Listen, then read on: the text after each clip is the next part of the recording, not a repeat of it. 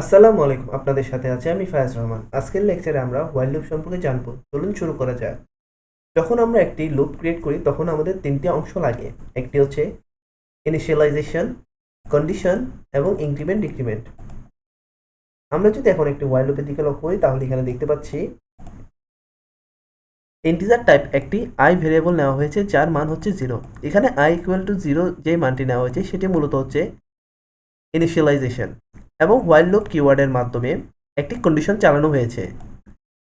এই কন্ডিশনটি যতবার সত্য হবে ততবার এখানে এই মানটি প্রিন্ট হবে, এবং এই কন্ডিশনটি যতবার সত্য হবে ততবার এখানে আয়ের মান এক এক করে ইনক্রিমেন্ট হবে। যেহেতু এখানে প্লাস প্লাস আছে সেহেতু আয়ের মান ইনক্রিমেন্ট হবে, আর যদি এখানে যদি মাইনাস মাইনাস থাকতো তাহলে আয়ের মান হতো ডিক্রিমেন্ট। এখন যদি আমরা রান করি তাহলে এখানে দেখতে পাচ্ছি 0 থেকে 10 পর্যন্ত প্রিন্ট হয়েছে। এর কারণ কি? আমরা যদি এখানে দেখি তাহলে এখানে দেখতে পাচ্ছি আয়ের মান এখানে নেওয়া হয়েছে প্রথমে 0। এখানে কন্ডিশনের দিকে যদি আমরা লক্ষ্য করি তাহলে এখানে বলা হয়েছে যদি 10-এর সমান বা 10 থেকে ছোট হয় আয়ের মান তখনই এখানে এই আয়ের মানটি প্রিন্ট হবে।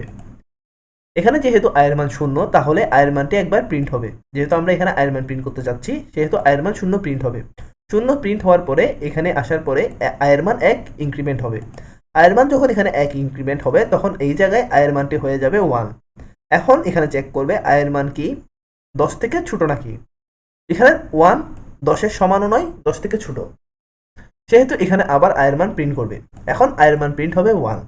এখন আয়ের মান 1 প্রিন্ট হওয়ার পর যখন এটা প্রিন্ট হবে এরপরে আয়ের মানটি এখানে এসে 1 ইনক্রিমেন্ট হয়ে 2 হবে।